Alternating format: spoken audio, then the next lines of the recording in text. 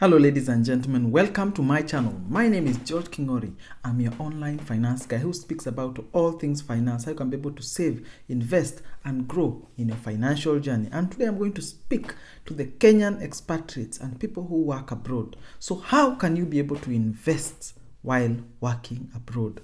I am doing it now and I've done it for some time, and I can be able to share tips that are going to be able to help you do it and do it well.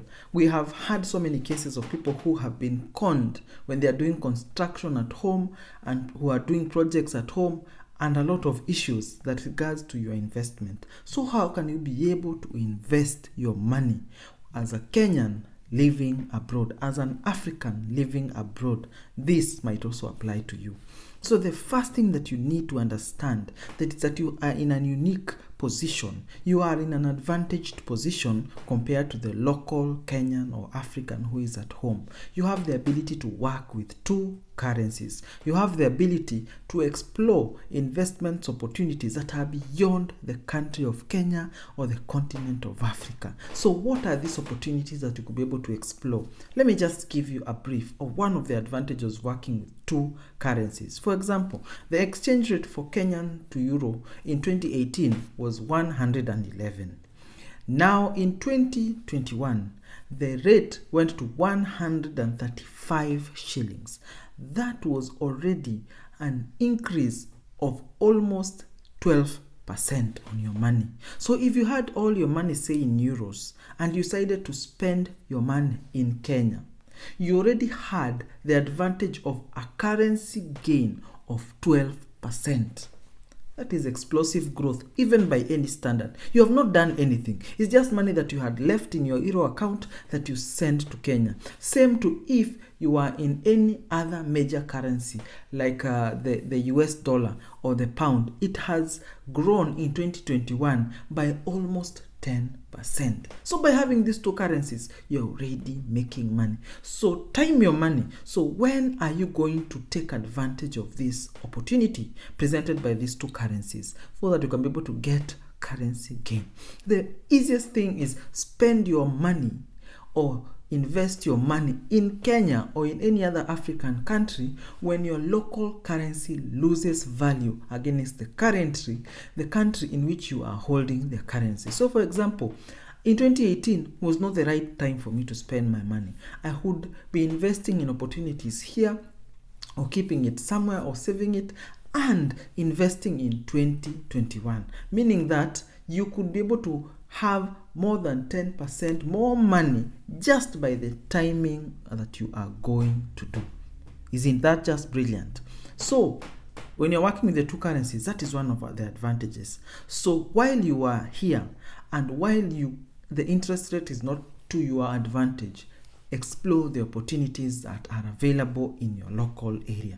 If you're in Saudi Arabia, if you are in Dubai, if you are in Europe, if you are in America, there are so many opportunities that you could be able to explore. You could be able to invest in stock markets in America, in Europe, and across the world. You could be able to invest in ETFs. You could have you have the ability or the unique position to be readily acceptable by brokers who accept international investments. So look at these investors and invest your money and transfer your money to these investments so that you can be able to take advantage of an international market which is not available to the local Kenyan in Kenya. They can still do it, but it is not as readily available to them. So international stock market is the one thing that you need to do. Then the other thing you need to do is in platforms that offer certain select investment opportunities. For me, for example, I do investments in peer-to-peer lending. So that is where I give my money to a platform and are able to give loans to various people across the world at a certain exchange rate. So I become a bank, essentially. I am able to loan money to others. And because there's a third party involved, the risk considerably goes down as opposed to when I give money to another person directly, because this third party can be able to follow up on my debt, and some of these platforms gives you a guarantee so you will not lose your money. So those are opportunities that you will be able to explore in peer-to-peer lending, and I will leave the links down there so that I can be able to explore if this is the kind of thing that you would desire. So that is one other platform you could be able to explore. You could also be able to buy property, for example. Just check your local region to ensure that you are able to get and return on investment on your property. This is not the same across the developed region. Some places give you a better exchange rate as opposed to others. Confirm that before you take a mortgage, that the market that you are operating from is a mortgage market, meaning that you pay much less in terms of mortgage costs or payments towards mortgages as opposed to the same property paying rent on the same property, so that you are able to gain value as opposed to paying rent. Unless you are going to pay much less rent, so considerably low as opposed to the mortgage value that you would pay on a monthly basis, and the rate of investment is low. In that case, I would not tell you to invest in property or real estate. So when it is a mortgages market or a buyer's market, do that, take that opportunity. Most of these other countries that you are offer a highly advantageous exchange rate that is as low as 2%. So imagine taking a loan at 2% and investing in property that is going to give you a bigger rate. In addition to this, you could also time the market and take a loan of the 2% with a good rate, then take that money and invest in Kenya. And if you're able to time it just when the exchange rate is higher, you could be able to see an exponential growth in value from your dollars or your euros or your dirhams to your local Kenya shillings. Magic. That is where financial planning comes into effect. Don't just send money anyhowly, everywhere, anywhere. Time your sending and investing in Kenya. So that is when you send your money. So what do you invest in the Kenyan market? Remember, the Kenyan market is riskier. However, the rate of return when you invest in Kenya and Kenyan projects in real estate and all these things is usually higher.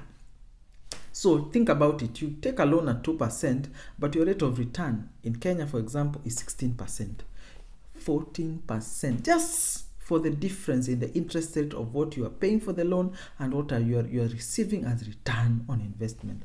That is magical, my friends. If that is not life-changing, I don't know what is. So take your loans, time the market when you are going to send your money in Kenya when the rate is really good. And I will give you a link on how you can be able to send your money to Kenya extremely cheap, so that you also cut down on this cost. Don't send bank to bank. I will show you using a platform that I use that cuts the costs by more than 80%, the cost of sending money to Kenya. So I am here to help you. So now, what are the investments that you carry on in Kenya? Remember, there is a big risk in while you are working abroad. You might be conned of your money. You might be investing and giving money to people who are going to contract to build, and they do not do the actual project. So you need to find a way. Find either trustworthy suppliers or work with trustworthy relatives, but ensure you have a way of determining that the money that you are sending is actually going towards the project. So when you are doing construction, the first and the most important thing, you do not buy land when you are abroad. Buy land while you are here locally. Ensure that you go to the land offices, you do the searches that are required, you go and check at the survey of Kenya that land is in existence and has been apportioned in a specific way, so that you do not fall into the traps of bad land buying. And I will leave a link up here on land buying mistakes that you need to avoid. So buy when you are there, when you can be able to verify all these things. Then leave the process to a lawyer, so that you can be able to see the process go. So when you are in Kenya, verify the land is good, the land is in existence, verify the size of the land, the orientation of the land, where it is located, negotiate the price in person, because when you call somebody with a foreign number negotiating a property in Kenya, the value goes up. They will charge you high rate because they think that you have a lot of money, just because you are working abroad. So come locally and negotiate your prices and start the process when you are there. And remember, there are so many other documents that may be required, and ensure that the consent for that land is received and all these things, so that the process can be followed when you have gone, can be followed by someone else, but you have everything in check and the foundation for the purchase is solid. So that is how you do. You buy the land and do those things. Then while you are doing it, remember now, when you are investing while abroad, your trips back at home are not to go to Mombasa and enjoy yourself on the beach. Your trips are also to plan ahead of the investments. So when you come is when you are buying the land. When you come is when you are sourcing the suppliers for any construction that you're going to do. That is when you're doing any application for permits and all these things that are needed before construction can commence. So those are the things that you do while you come to Kenya. Not just walking around to take beer and a few meets here and there. That is what you do. Come with a mission, so that while you are there and while you are sending money, it is not being misappropriated. At least ensure that the land that you buy, you have seen, you have verified is in existence, and you have prevented anyone from fleecing you and giving you land that does not exist. So that is how you are able to invest in physical assets in Kenya while you are here. Then the other thing that you need to confirm is, while you are investing, there are several things that you can be able to do.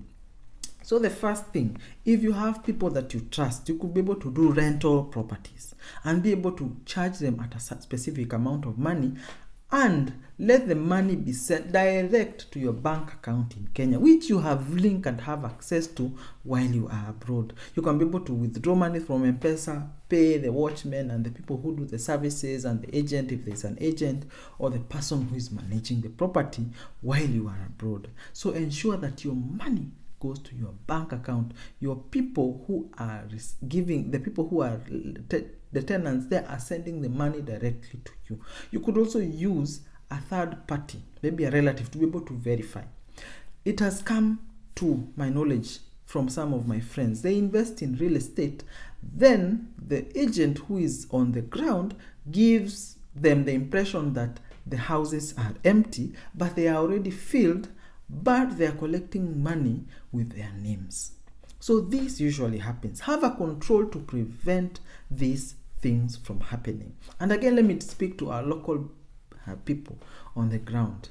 Please be an honest person. When you do such things to somebody who is working hard abroad, who is suffering in winter and summer and every season and every occasion to be able to invest and build their lives, then you take this money and misappropriate it, you are doing them a big disservice. And ensure, my friends who are working abroad, that you have people who are trustworthy and have controls. Check over, verify, use third parties to check that your property is being used in the way that it is supposed to do.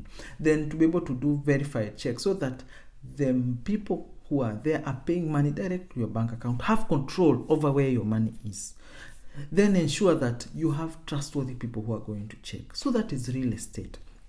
The other easier one that you could be able to do is invest in forestry. Forestry is so good because it is less hectic as opposed to rental property. You do not have to have somebody on the ground day to day, and the commodities that are there are not the kind that are too attractive for thieves and misappropriation. You could even have a local person who is directly there, who could be able to tender to the trees, do the trimmings, and ensure the mulching and all those things that are needed to be able to maintain your tree, so that by the time you have worked abroad for 10 years and you are coming into the country, your trees are now mature. And remember, trees are going to give you the instant amount of money for a big amount of money. For example, you have 10 acres of land. You plant 1,000 trees per acre. Assume only half of them actually survive. Only half of those trees actually survive. So 500 trees to maturity after 10 years. So these 500 trees for 10 acres is 5,000 trees. Then take one tree at 5,000 shillings or $50 and multiply by this amount of trees that you have planted in the 10 acres, you'll be able to get 25 million shillings in 10 years or $250,000. That is money that you're going to get when you are now settling back into the country so that you have a big amount of money to start with. And remember, the land is also increasing in value. This is a win-win for anyone who is working abroad with the thought that they will come back again after a period of time and settle back into the country. And it can apply to any African and every African who has intentions to travel back and live permanently back at home. This is the kind of thing that you do when you are planning. However, if your plan is to live abroad perpetually, then don't do this, because either way it is just land that you are not going to use. However, if your plan is to come back, ensure that when you are coming back, you have that big cash injection of sale of trees and you still have your land. Then the other thing that is in connection with investment in real estate is being able to do this, but rather than for rental, for investment in Airbnb or holiday homes. You could be able to buy property, say in the coast or in any other place of interest to tourists, and be able to set up an Airbnb and lodge that could be managed by a third party. However, the money that you receive comes to your bank account, then you're able to give to your various suppliers. That is also a very good platform because you can also be able to control the PR and the customer experience from where you are. As long as you have people who are trustworthy on the ground, you could be able to do it and be able to make it into a science that can be able to work consistently over a long period of time. And remember, this is property you could be able to use when you travel back. So it is still your property, but you're making money from it as holiday homes. You do not need to be there physically. As long as you have the processes in place, you could be able to do it perfectly. So it is going to be a big video as we debunk on how to be able to invest as a person who is working abroad in Kenya or in any other African country. So I will do another video exploring additional opportunities for you. But for now, this is the first video in a series. And remember to subscribe so that you can be able to get more tips on the things you need to invest in while working abroad. Remember, you do not have to perish, you do not need to suffer, and you can be able to grow your investment exponentially while working abroad. I'm your online finance guy who speaks about all things finance, and I am happy that you have stuck around up to this moment. So thank you, and keep around for the next episode. Thank you and enjoy your day.